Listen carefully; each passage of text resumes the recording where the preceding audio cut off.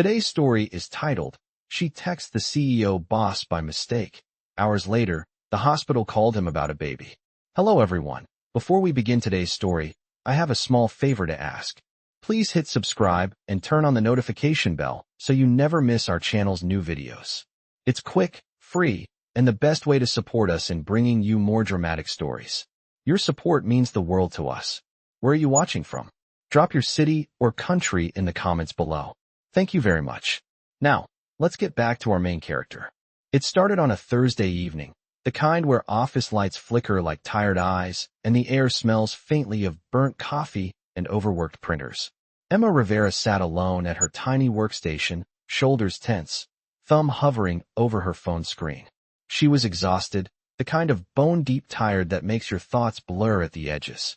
The contract she had spent all day fixing had been torn apart by the junior manager for the third time, and she'd just been told she needed to stay late to reformat something that wasn't even her mistake.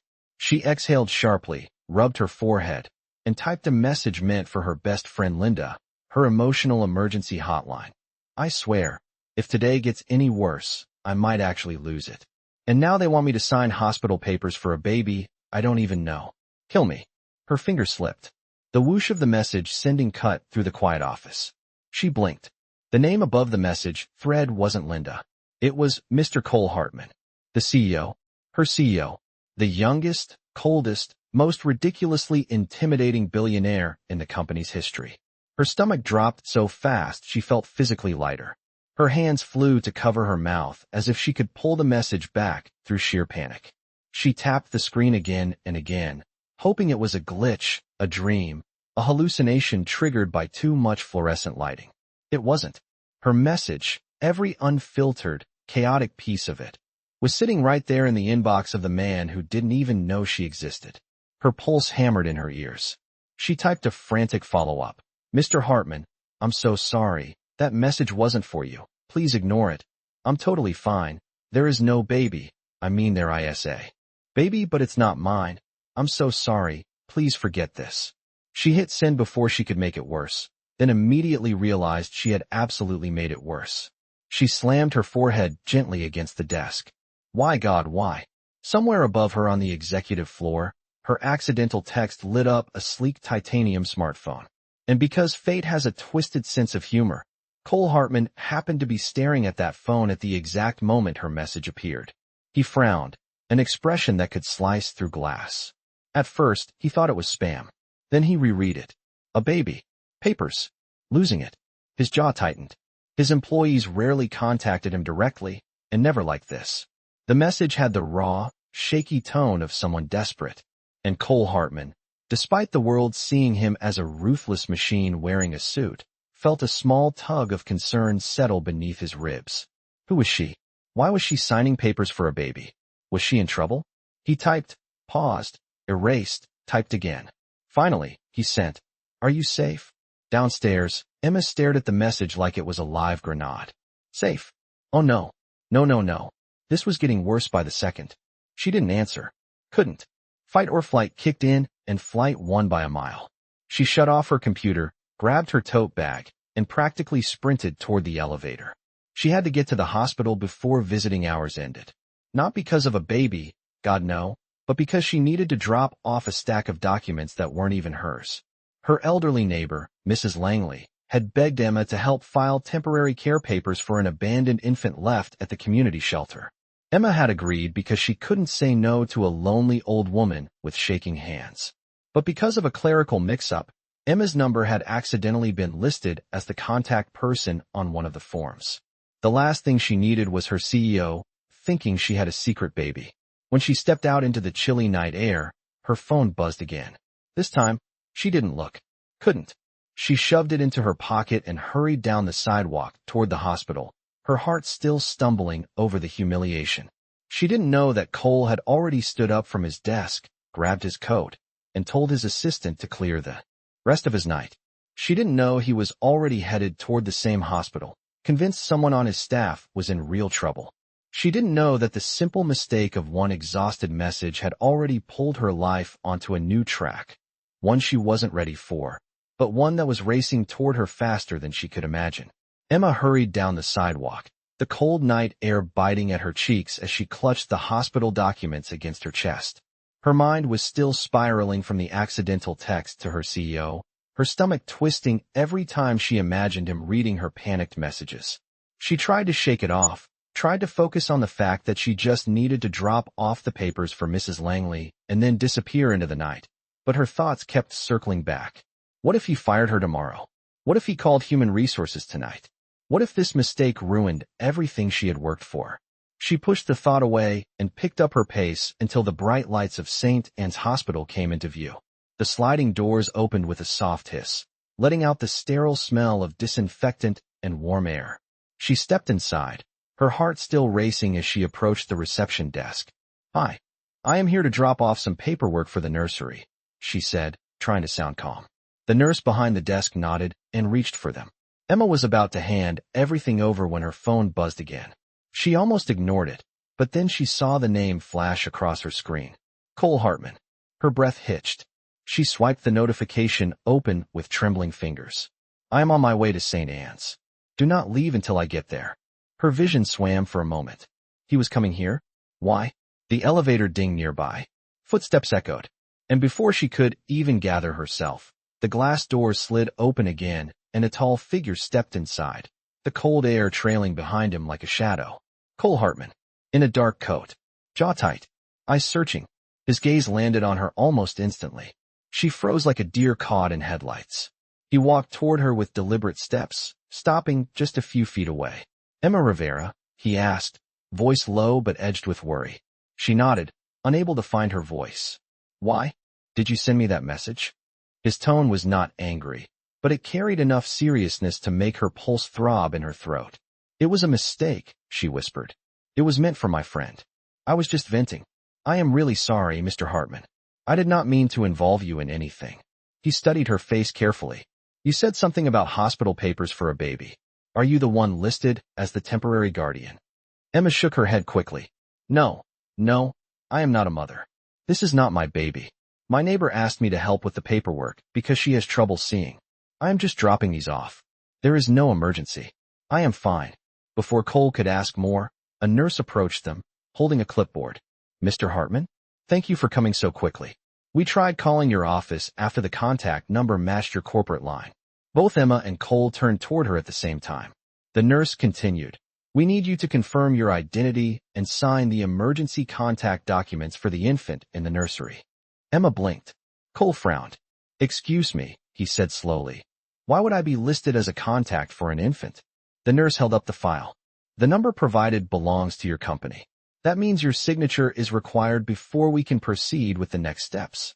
The baby was left with incomplete information, but your contact is the only valid one in the system." Emma felt her heart drop straight through the floor. Cole's eyes shifted sharply to her. Not angry, but confused. "Searching. Why is my number linked to this?" he asked quietly. Emma's throat tightened. "I do not know. I swear I do not know. Maybe the shelter mixed something up. Maybe they connected the wrong form. I did not put your name on anything. I promise." The nurse interrupted. "Sir, the baby needs authorization for continued overnight care. We cannot proceed without the listed guardian." Cole exhaled slowly, the weight of the situation settling across his shoulders. He looked back at Emma, his voice softer than before. "We need to figure out what is going on here." Emma nodded weakly, dread and confusion twisting in her chest. She had only come here to drop off papers. But now her CEO was standing beside her at midnight, being asked to sign documents for a baby neither of them knew. And fate, as usual, was not finished with them yet. The minutes ticked by slowly as Cole Hartman stared at the stack of paperwork in front of him, his fingers tapping absently on the table. The hospital room was quiet, save for the hum of machines and the soft murmur of nurses in the background. Emma stood next to him, feeling a knot tighten in her stomach with each passing second. She had never imagined that a simple mix-up, a careless mistake, would lead to this. Her CEO sitting beside her in a hospital waiting room, signing off on papers for a baby neither of them knew. "I still don't understand why you're involved," Emma said quietly, her voice low with frustration. "I didn't put your name on any forms. I didn't even know the shelter was using your company number. This is just a huge mess." Cole glanced at her, his expression unreadable. Neither do I, he admitted, his tone just as quiet. But something doesn't add up here, and I want to figure out what it is. No one just picks random people to be listed as an emergency contact, especially not someone like me. Emma bit her lip. She had to admit, there was a sense of unease she couldn't shake. The way everything had happened felt too orchestrated, too coincidental. And now, standing here with Cole, the lines between professional and personal were blurring in ways she hadn't expected. "What are you thinking?" she asked, her curiosity getting the better of her. "I don't know yet," he said, pushing the papers aside and standing up. "But I intend to find out. This isn't just about paperwork or a baby. It's about how this mix-up even happened in the first place." He looked at her, his eyes softening for a moment. "I trust you, Emma. You wouldn't get involved in something like this intentionally. But we need answers. If I'm going to be the one to sign these papers, I need to know exactly what's going on." Emma swallowed hard, nodding. "I agree, but I don't even know where to start. This is just too weird." The door to the room opened just then, and a nurse walked in with a small bundle in her arms, the tiny baby swaddled in a soft, white blanket. She was followed by a doctor, who smiled politely at both of them. "Mr. Hartman, Miss Rivera, we have the infant here for your signature and approval for continued care. I just need you both to review the papers, and we'll finalize the emergency contact information." Cole's gaze immediately shifted to the baby. The little one was quiet, the faint rise and fall of its chest the only indication that it was alive. Emma's heart twisted in her chest, and she couldn't help but feel a pang of sympathy for the child. The tiny face was so innocent, so fragile.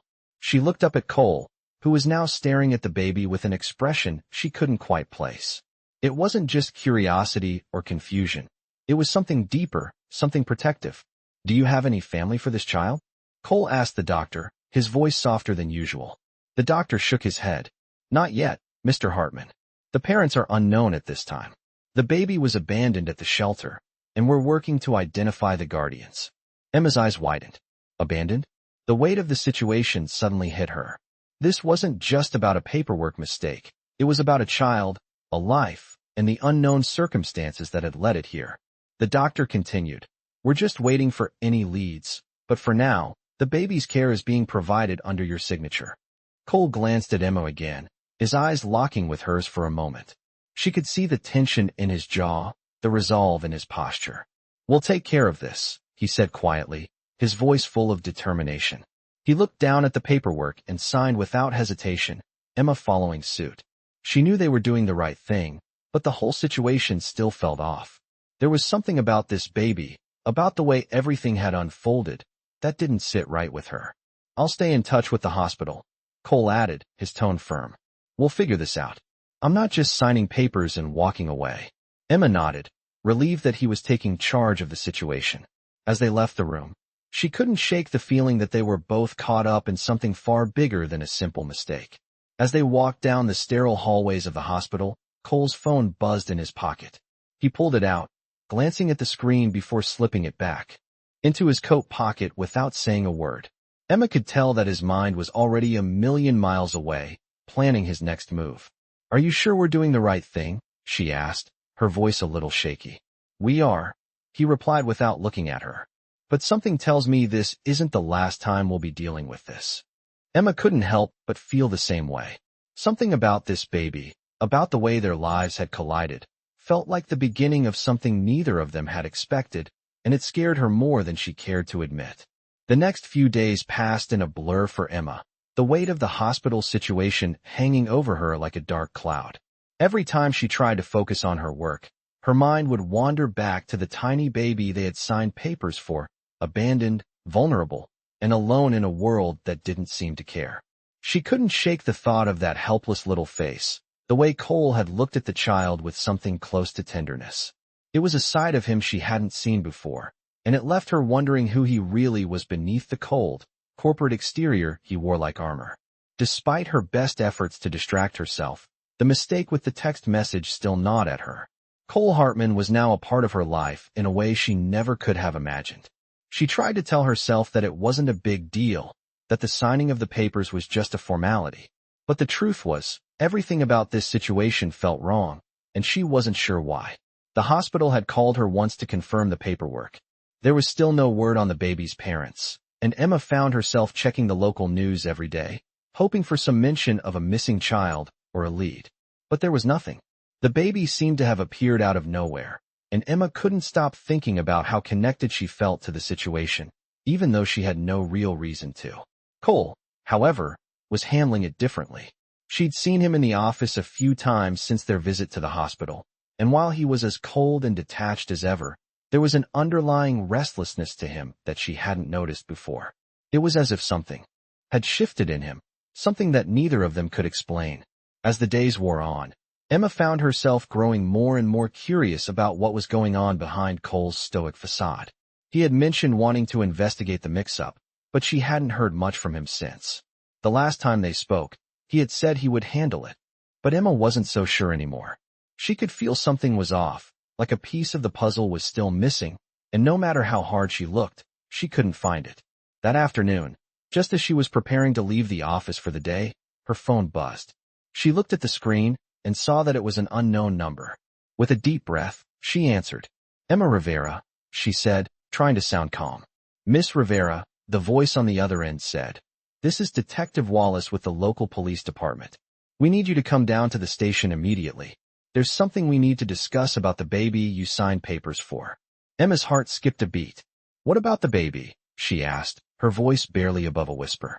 "We believe there's more to this situation than we initially thought. Please come down to the station as soon as possible." The line went dead before Emma could respond.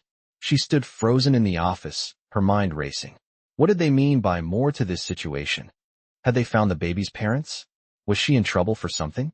She couldn't shake the sense of dread that was creeping up her spine. She grabbed her jacket and rushed out of the office, her heart pounding in her chest. When she arrived at the police station, she was immediately escorted to a small, sterile room, where a detective was waiting for her. "Have a seat," he said, his tone businesslike. "We've been investigating the case of the abandoned baby, and we need to know if you've had any further contact with the child's family." Emma shook her head, her confusion growing. "No, I haven't. I was just asked to help with the paperwork. That's it. I don't know anything else about the baby." The detective nodded, his expression unreadable. "We've traced the baby's records, and it seems that the child was taken from a high-profile family, a family that has connections to someone in your office." Emma's blood ran cold. "What? Who? What does that have to do with me?" The detective leaned forward, his gaze intense. "The baby's father is a prominent figure, Miss Rivera, and we believe that someone in your company may have been involved in the child's disappearance." Emma's mind reeled. "No, I had no idea. I'm just a secretary. I don't know anything about this." The detective studied her for a long moment before speaking again. "I suggest you be careful, Miss Rivera. You might be closer to this case than you think." Emma's heart raced as she left the police station, the weight of the detective's words pressing down on her. She had no idea what was happening, but one thing was clear. She was no longer just a bystander in this strange, twisted story. She was part of it, and the answers she was searching for were just beginning to unfold. That evening, as she sat in her apartment, staring at her phone in disbelief, another message popped up. This time, it was from Cole. "We need to talk," it read. "Meet me at the office." Emma stood in front of the office building, her mind swirling with the detective's words. "You might be closer to this case than you think."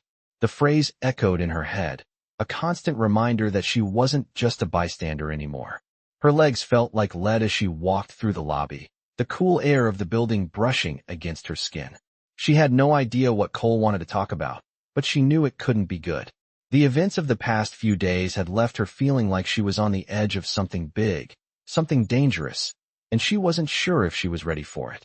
As she entered the elevator, her heart beat loudly in her chest.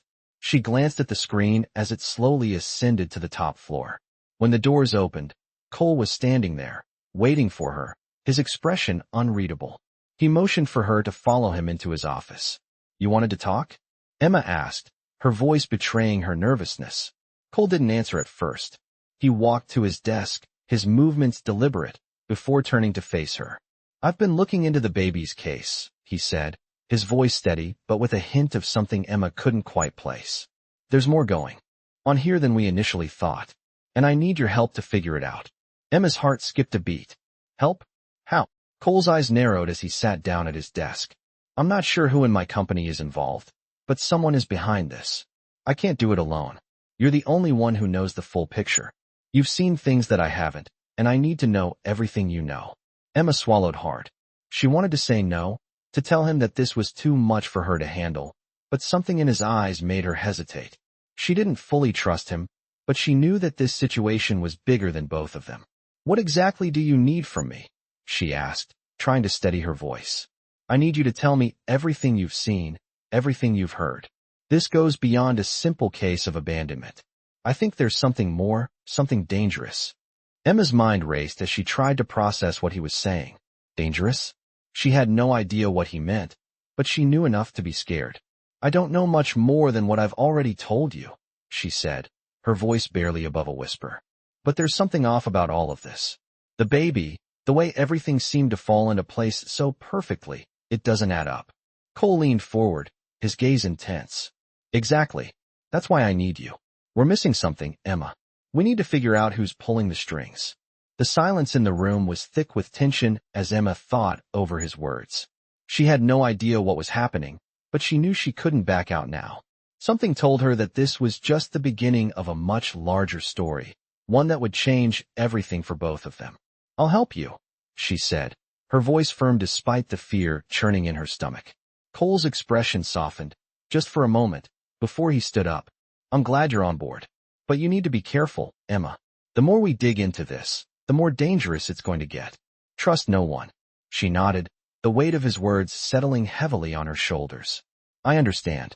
As they stood there, the weight of the situation pressing down on them, Emma felt a sense of purpose rising within her. She didn't know where this would lead or what would happen next, but she knew one thing for sure. She was in this now, and she wasn't backing out. Cole's phone buzzed just then, breaking the silence. He glanced at the screen, his face hardening. It's the detective, he said, his voice low. They've found something. He turned to Emma, his eyes narrowing. This is it. Whatever happens next, it all comes down to this. Emma's breath caught in her throat as Cole grabbed his jacket and headed for the door. Let's go, he said, his tone leaving no room for argument. Emma followed him, her heart pounding in her chest. She didn't know what was waiting for them on the other side, but she knew that she was about to find out. The elevator ride down to the lobby felt like an eternity. When the doors opened, they stepped into the bustling streets of the city, the cold air biting at their skin. Cole led the way as they walked toward a black car waiting at the curb. As they climbed inside, Emma couldn't help but glance at Cole, wondering just how deep this rabbit hole went. Whatever was happening, it was much bigger than she had ever imagined, and she was about to be caught right in the middle of it. The car sped through the city, the streets blurring by in a haze of lights and shadows. Emma sat silently in the back seat, her hands clenched tightly in her lap, her heart racing in her chest. The weight of everything that had happened in the last few days, the mistaken text, the hospital visit, the strange connection with the baby, had her feeling like she was living in a nightmare that she couldn't wake up from. Cole sat next to her, his jaw set and eyes fixed on the road ahead. She could tell he was deep in thought, his mind working through whatever new information the detective had found. She hadn't spoken much since they left the office. Words seemed useless, pointless even. What could she say? She barely understood what was going on herself. The car turned onto a quiet street, and Cole motioned for the driver to stop in front of an unmarked building.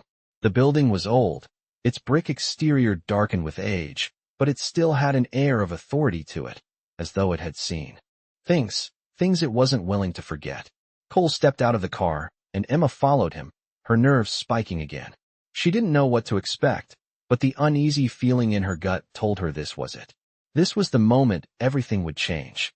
They walked through a set of heavy doors, the sound of their footsteps echoing in the empty hall. The building was eerily quiet, the only noise coming from the occasional hum of an overhead light or the distant sound of a door creaking open. Emma followed Cole down the hallway, her steps hesitant. When they reached a small office at the end of the hall, Cole knocked once before opening the door. Inside, Detective Wallace was waiting, along with another man Emma didn't recognize. The man was tall, with dark, calculating eyes and a cold, hard expression that immediately put Emma on edge. This is Mr. Carter, Detective Wallace said, gesturing to the man. He's the one who has been tracking the baby's case. Cole nodded, his expression neutral as he shook the man's hand. What have you found? The man, Mr. Carter, sat back in his chair and folded his arms. We've been digging into the baby's background, trying to find any leads. What we found, it's not what we expected. He paused, as if weighing his words carefully. The baby's parents aren't just random people. This isn't some accident. We believe the child was deliberately placed in that shelter. Emma's heart sank. Deliberately placed? What do you mean? Mr. Carter's eyes flicked toward her, his gaze sharp. The baby's mother. She's someone important. Someone high up in the city's political scene. We believe she orchestrated the baby's abandonment to protect herself. She had to make it look like she wasn't involved. Emma's breath caught in her throat. So, you're saying the baby's mother is a politician? Detective Wallace nodded. We think so, but we don't have all the details yet. That's where you come in, Miss Rivera. Emma blinked. Me? What do you mean? You're the link, Mr. Carter said bluntly. You've been in contact with people involved in this situation. You're the one who signed the papers for the baby. We need you to help us find out who's behind this. Emma felt like the floor had dropped out from under her. I don't understand, she said, shaking her head. I'm just a secretary. I'm not involved in anything like this. I'm just trying to do the right thing by helping out a neighbor. Cole looked at her, his gaze soft but firm. Emma, this is bigger than you think. You've been dragged into something far more dangerous than you realize. She opened her mouth to protest, but the words wouldn't come. What could she say? Everything about this situation felt wrong, like pieces of a puzzle that didn't fit together. I know you don't want to be involved in this, but you are, Cole continued. You have information, Emma, and it's the only lead we have. Emma stood there, her mind racing. How had everything gotten so out of control? She had never wanted any of this. She had just been trying to help, trying to do the right thing. But now she was caught up in something far bigger than herself, something that had the potential to destroy everything she had worked for. I'm not asking you to do this alone, Cole said, his voice steady. We'll figure this out together. But we need to move fast. The longer we wait, the more danger we're in. Emma nodded slowly, her mind still spinning. She didn't know what to do, but one thing was clear. She couldn't back down now. There was too much at stake. As they left the office and stepped back into the car, Emma felt the weight of everything pressing down on her. This was no longer just about a baby or a mistake. This was about survival. And the only way out was to find the truth, no matter where it led. The ride back from the investigative office felt heavier than the night air pressing against the car windows, and Emma could not shake the feeling that something terrible was waiting just ahead of them. Cole sat beside her, silent, deep in thought, his jaw clenched in a way that told her even he was struggling to piece everything together. The streetlights cast shifting shadows across his face, highlighting the tension in his eyes. Emma could feel her own pulse racing, her fingers tangling nervously in her lap as she replayed every moment of the last few days, wondering how an innocent mistake had spun into something so dark and unpredictable. The car turned sharply and came to a stop in front of Cole's corporate headquarters, the glass tower gleaming under the night sky. Cole stepped out first, motioning for Emma to follow. She hesitated for a moment, taking a deep breath to steady her nerves before stepping out into the cool night air. As they walked toward the entrance, Cole glanced around cautiously, his eyes scanning the area as though expecting someone to jump out at any moment. Emma noticed it instantly. Cole, she whispered, is someone following us? He shook his head, but his expression told her he was not entirely sure. Just stay close, he murmured before swiping his key card and guiding her inside. The building was strangely quiet. Too quiet. The hum of computers and distant footsteps that usually filled the halls was gone. The silence was unsettling, a stark contrast to the tension swirling in the air. Cole led her to his private office at the end of the hall, shutting the door behind them with a soft click. We need to talk, he said, his voice firm but low. There is something you need to know before we move any further. Emma's heart skipped a beat. What is it? Cole walked to his desk, pulled out a file, and placed it in front of her. The politician they suspect is connected to the baby, he began, taking a breath, is someone I know. Someone my family has been tied to for years. Emma felt the room tilt slightly. Who? Her name is Alexandra Pierce, he said. She has been a powerful figure in this city for a long time. My father did business with her years ago. But there were rumors that she was involved in things that never made it to the public. She has a lot to lose, and that makes her dangerous. Emma swallowed, her voice barely audible. You think she abandoned her own baby? I do not know, Cole admitted, rubbing the back of his neck. But the timing, the secrecy, the fact that your number and my company number were somehow tied to the baby's documentation, it cannot be coincidence. There is something larger going on, and I am afraid you and I have been pulled into it. Emma's hands trembled as she touched the edge of the file. Why me? Why my number? Cole hesitated before answering. Because someone wants to connect the dots in a way that points to us. Someone wants us entangled in this mess, whether we want to be or not. Before Emma could respond, the office lights flickered. Once, twice, then went completely dark. Emma gasped, and Cole immediately reached out, his hand gripping her arm. Stay close, he whispered. The emergency lights kicked in, casting the office in a dim, eerie glow. A second later, a loud crash echoed from somewhere down the hall. Emma's breath caught in her throat. What was that? Cole moved quickly to his desk drawer and pulled out a small flashlight. Someone else is here, he said, his voice deadly calm. And I do not think they are here by accident. Emma's heart hammered as he motioned for her to stay behind him. They crept toward the office door, the beam of the flashlight cutting through the darkness. Cole cracked the door open and peeked into the hallway. It was empty, completely silent. Too silent. This does not feel right, Emma whispered, fear tightening her chest. It is not, Cole said quietly. But we need to get out of here. Now. They made their way down the hallway, the sound of their footsteps unnaturally loud in the tense silence. When they reached the elevator, Cole pressed the button, but nothing happened. The power was still out. He cursed under his breath and took Emma's hand. We are taking the stairs. They rushed down the emergency stairwell, the darkness swallowing them as they descended. Emma clung to the railing, her breath coming in shaky bursts. When they reached the ground floor and pushed through the door into the lobby, they both froze. The glass doors at the building's entrance had been shattered, shards of glass glinting like ice across the floor. Cole tightened his grip on Emma's hand as he scanned the area. Someone wanted to send a message, he said, anger flickering beneath his voice. Emma stepped closer to him, fear gripping her spine. What does this mean? Cole looked down at her, his voice grim. It means we are not just looking for answers anymore. Someone is coming after us, and they do not want us to find the truth. As they stood frozen in the lobby, the shattered glass at the entrance casting jagged reflections of the emergency lights, Emma's heart pounded in her chest. Her mind raced as she tried to process everything that had just happened. The moment Cole had grabbed her hand and led her out of the office, it had all started to feel like a nightmare she couldn't escape. The fear that had been lurking in the back of her mind now had a name. Danger. And it was closing in on them fast. What do we do now? Emma whispered, her voice trembling as she looked up at Cole. He glanced around the dark lobby, his eyes scanning every corner, every shadow.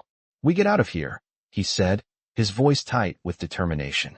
We go to my car, and we get as far away from here as we can. Emma nodded, her throat dry, the weight of the situation pressing down on her like a heavy blanket.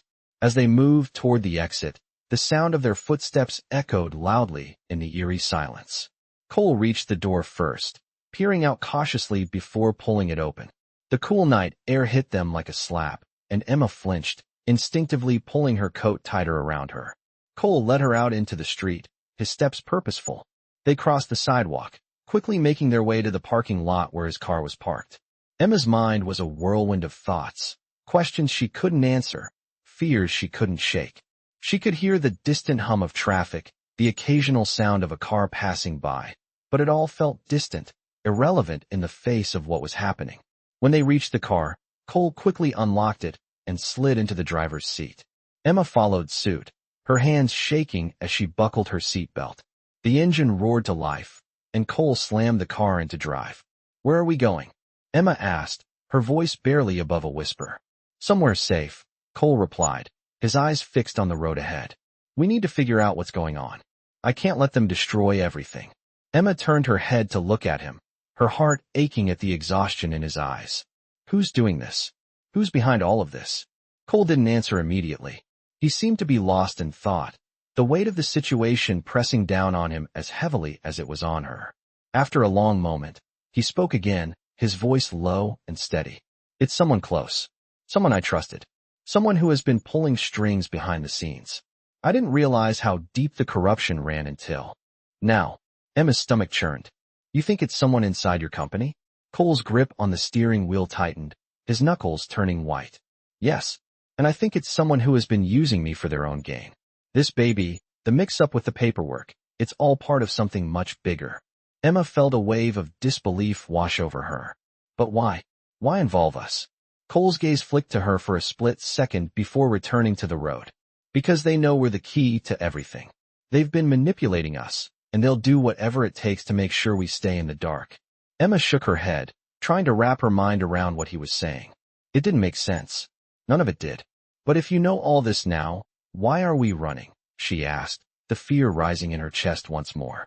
Because I don't know who to trust anymore, Cole replied, his voice tinged with frustration. And if I stay in one place for too long, they'll find me. They'll find us. The car picked up speed as they drove down the dark, empty streets. Emma could feel the tension building between them, the weight of the unknown hanging heavy in the air. She didn't know what to say. What could she say? Everything was changing so quickly, and she didn't know if she was ready for it. They drove for what felt like hours, the city slowly fading behind them as they made their way into the outskirts. The further they went, the more isolated the roads became, until there were no lights, no signs of life, just the sound of the car's tires on the pavement. Finally, Cole turned off onto a narrow road that led into the woods. The trees loomed over them like silent sentinels, the only sound the rustling of leaves in the wind. Where are we going? Emma asked, her voice thick with confusion. Cole didn't answer right away. He drove deeper into the woods, the road winding in and out of the trees, until they reached a small, secluded cabin. It was barely visible in the dark, tucked away behind a row of tall pines. Cole parked the car, turned off the engine, and got out. We're staying here for now, he said, opening the trunk and pulling out a duffel bag. Emma followed him reluctantly, her heart still pounding. What is this place? She asked, looking around nervously. It's a safe house, Cole replied, his eyes scanning the area. A place where no one will find us. Not until we figure out who's behind this. Emma nodded, though she still wasn't sure she fully understood what was happening. She followed Cole inside the cabin, the door creaking as he pushed it open. The room was small, but warm, and there was a faint smell of wood and smoke in the air. It wasn't much, but it felt safer than the world outside. Cole set the duffel bag down and turned to face her. We need to figure out what to do next, he said, his voice low and determined. But for now, we wait. And we stay hidden. Emma sat down at the small table, her mind racing. Everything was happening so fast, and she had no idea what was coming next. But one thing was clear, she was in this now. There was no turning back, and she would have to face whatever came her way, alongside Cole, whether she was ready or not. Inside the small cabin, the silence pressed in around them, broken only by the faint crackling of the old heater tucked in the corner. Emma sat at the wooden table, staring at her hands, trying to slow her breathing. Cole paced near the window, his shoulders tense as he scanned the dark woods outside. Hours passed quietly, both of them lost in thought, until the shrill buzz of Cole's phone shattered the stillness. He snatched it up immediately. Emma watched him, her heart climbing into her throat as his expression shifted from caution to shock, and finally to something like resolve. It is the detective, Cole said, his voice lowered. They have evidence. Real evidence. And they want to meet. Emma felt a cold wave ripple through her. Meet? Where? Downtown. They have security ready. They say it is safe. Emma swallowed hard. Do you believe them? Cole finally faced her fully, and the exhaustion in his eyes softened into something gentler. I believe they found the truth. And it is time we stop running. His words sent a tremor through her, but she nodded. She was tired of being afraid. Tired of not knowing. They left the cabin just before sunrise, the early morning light bleeding through the trees as they drove back toward the city. The roads were empty, and the world felt eerily calm, as if holding its breath. Emma watched the glow breaking across the horizon, and for the first time in days, she felt a fragile thread of hope. When they reached the police station, Detective Wallace was waiting for them in a private room, a stack of files spread across the table. Next to him sat Mr. Carter, the investigator with the cold stare, though today his expression held something different, certainty. "We found the mother," the detective said without preamble. "And the person responsible for trying to frame both of you." Emma's breath hitched. "Who is it?" Detective Wallace slid a photograph across the table. Emma's eyes widened, and she felt Cole stiffen beside her. Alexandra Pierce. The same powerful politician Cole had mentioned. She had the baby in secret, the detective explained. She could not afford the scandal. Her associates took the child and placed it at the shelter. But when the documentation got messy, she panicked. "Someone tried to redirect the loose ends toward you too, hoping the confusion would bury the truth." Emma stared at the photograph, her stomach twisting. "But why us?" Mr. Carter answered. "Your neighbor accidentally used your number on one form, and someone saw Cole as a perfect distraction.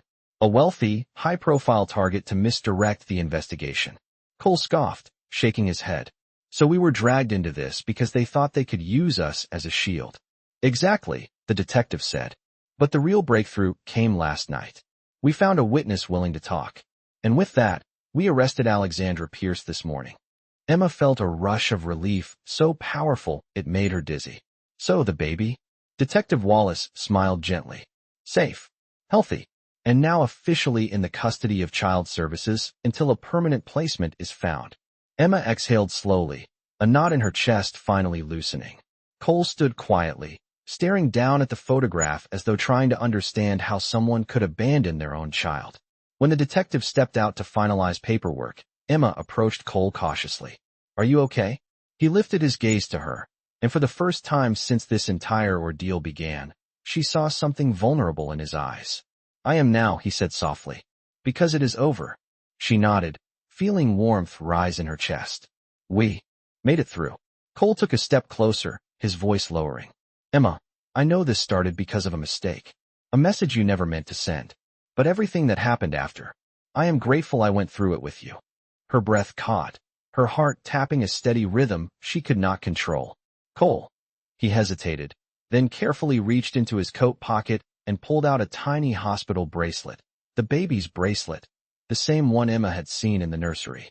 "They told me I could keep this," he said quietly, "as a reminder of everything we went through, of how fragile life can be, and how one act can change everything." He placed the bracelet gently in her hands, the simple band suddenly feeling heavier than anything she had ever held. "I want you to have it," he said, "because none of this would have made sense without you, and because you are the one I trust." Emotion tightened Emma's throat as she closed her fingers around the bracelet. "Thank you," she whispered. Cole's expression softened, the hardness in his features melting into something warm, earnest, and real. "This does not have to be the end, Emma. Not for us." Her heart swelled as she met his gaze. She did not know what the future held, but she knew one thing with absolute certainty. The mistaken text that had once felt like the worst moment of her life had brought her to the beginning of something new, something unexpected, something powerful. She smiled softly, her eyes shining with quiet hope. "No," she said, "it does not have to be." And as they walked out of the station together, side by side, the sun finally rose fully over the city, painting everything in warm gold, marking the start of a chapter neither of them had ever seen coming.